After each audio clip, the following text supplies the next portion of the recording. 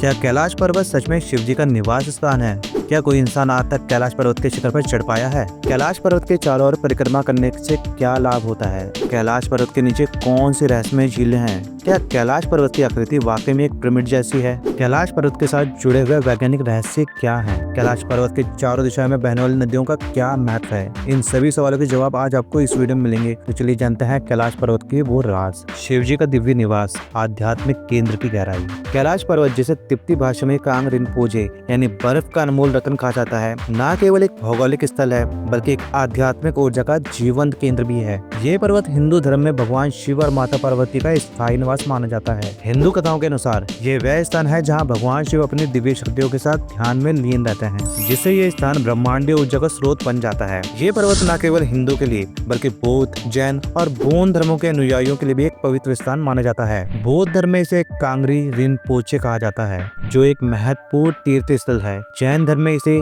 अष्टपद पर्वत के नाम से जाना जाता है, जो उनके आध्यात्मिक परंपराओं का केंद्र है। पुराणों में कैलाश पर्वत को ब्रह्मांड के केंद्र के रूप में बताया गया है, जो सृष्टि के चक्र का प्रतीक है। ये वह स्थान है जहाँ दिव्य शक्तियाँ केंद्रित होती हैं और जहाँ से ब्रह्मांडीय ऊर्जा प्रवाहित होती है। मान्यता है कि यहाँ भगवान शिव ध्यान में लीन रहते हैं, जिससे इस स्थान को अत्यंत पवित्र और शक्तिशाली जाना जाता है। ये पर्वत न केवल शारीरिक रूप से ऊंचा है बल्कि आध्यात्मिक रूप से भी ऊंचाई का प्रतीक है। कैलाश पर्वत की ऊंचाई लगभग 6,638 मीटर यानी 21,778 फीट है। ये तकनीकी रूप से माउंट एवरेस्ट या कंचनजंगा जितना ऊंचा नहीं है, लेकिन फिर भी जो पर्वतारोही हैं इस पर चढ़ना अपना लक्ष्य मानते हैं। 1980 के दशक में प्रसिद्ध पर्वतारोही रेनहोल्ड मैसन ने कैलाश पर चढ़ने की अनुमति से इनकार कर दिया था। ये कहते थे कि ये पर्वत चढ़ने योग्य नहीं है। मैसन ने कहा कि अगर इस पर्वत को जीत लेते हैं तो हम कुछ भी जीत सकते हैं। ये कथन कैलाश पर्वत के आध्यात्मिक महत्व को दर्शाता है। 2001 में एक स्पेनिश टीम को चीनी सरकार ने चढ़ाई की अनुमति दी थी, लेकिन अंतर्राष्ट्रीय विरोध के बाद उसे वापस लेना पड़ा। ये विरोध न केवल धार्मिक मान्यता का कारण था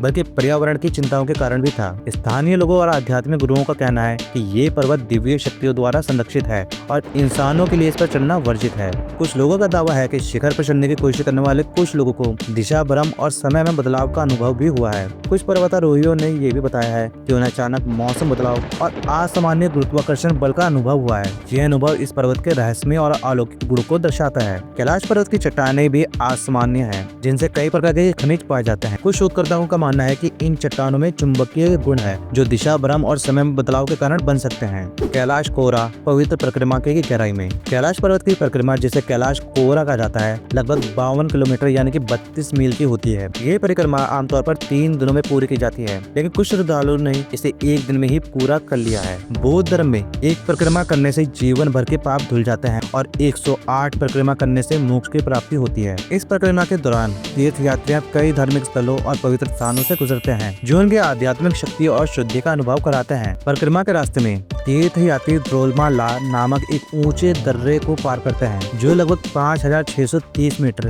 यानी 18,407 फीट की ऊंचाई पर स्थित है। ये दर्रा न केवल फिजिकल रूप से चुनौतीपूर्ण है बल्कि आध्यात्मिक रूप से भी महत्वपूर्ण है, क्योंकि ये तीर्थ यात्रियों को अपनी सीमाओं को पार करने और आध्यात्मिक उन्नति को प्राप्त करने का अवसर प्रदान करता है। परिक्रमा के दौरान तीर्थ यात्री कई प्राचीन मठों और गुफाओं में भी जाते हैं, जहाँ वे ध्यान और प्रार्थना करते हैं। वे पवित्र नदियों और झरनों में स्नान करते हैं, जो उन्हें शारीरिक और आध्यात्मिक रूप से शुद्ध करते हैं। परिक्रमा के दौरान तीर्थ यात्री स्थानीय लोगों से भी मिलते हैं, जो उन्हें कैलाश पर्वत की कहानियां भी सुनाते हैं। मानसरोवर और राक्षस ताल, दो पवित्र झीलों का महत्व। कैलाश पर्वत के पास दो पवित्र झीलें हैं, मानसरोवर और राक्षस ताल। मानसरोवर, जो 4,590 मीटर यानी 15,060 फीट की ऊंचाई पर स्थित है, लगभग 320 किलोमीटर यानी 120 वर्ग मील में फैली हुई है और इसकी गहराई है 90 मीटर यानी 300 फीट। ये मीठे पानी की झील है और इसे पवित्रता का प्रतीक माना जाता है। राक्षस ताल, जो मानसरोवर के पश्चिम में स्थित है, लगभग 70 किलोमीटर यानी कि 27 वर्ग मील में फैला हुआ एरिया है और खारे पानी की झील है,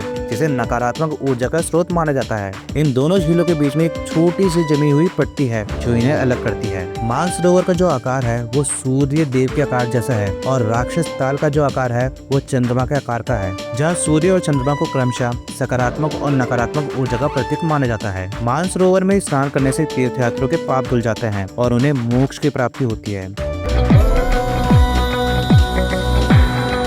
पिरामिड नुमा संरचना, प्राकृतिक चमत्कार की गहराई। कैलाश पर्वत की संरचना एक विशाल पिरामिड की तरह ही है, जिसकी 4 भुजाएं 4 दिशाओं में फैली हैं, जो इसे एक मानव निर्मित संरचना जैसे बनाती है। कुछ लोगों का मानना है कि ये प्राकृतिक संरचना नहीं है, बल्कि किसी प्राचीन सभ्यता द्वारा निर्मित है। कुछ लोगों का ये भी मानना है कि कैलाश पर्वत एक बहुत बड़ा एंटीना है, जो ब्रह्मांडीय ऊर्जा को ग्रहण करता है। कैलाश पर्वत की चट्टानें भी असामान्य हैं, क्योंकि इनमें बहुत तरह के खनिज पाए जाते हैं। वैज्ञानिक रहस्य, भूवैज्ञानिक और चुंबकीय असमानताओं की खोज। साइंटिस्ट के अनुसार कैलाश पर्वत एक ग्रेनाइट चट्टान है। कुछ शोधकर्ताओं ने इस क्षेत्र में चुंबकीय असमानताएं दर्ज की हैं, लेकिन इसका कारण आज तक वो समझ नहीं पाए। पर्वतारोहियों ने इस क्षेत्र में समय की तेजी से बीतने का अनुभव किया है, लेकिन इसका भी कोई वैज्ञानिक प्रमाण नहीं है। कैलाश पर्वत के आसपास का क्षेत्र असामान्य गुरुत्वाकर्षण बल प्रदर्शित करता है। कुछ शोधकर्ताओं का मानना है कि ये बल इस पर्वत की संरचना और चट्टानों के कारण है। वैज्ञानिक अभी भी इस पर्वत की संरचना और विशेषताओं का अध्ययन कर रहे हैं, ताकि इसके रहस्य को उजागर कर सके। 4 नदियों का उद्गम। कैलाश पर्वत से 4 प्रमुख नदियां निकलती हैं: सिंधु, सतलुज, ब्रह्मपुत्र और कर्णाली।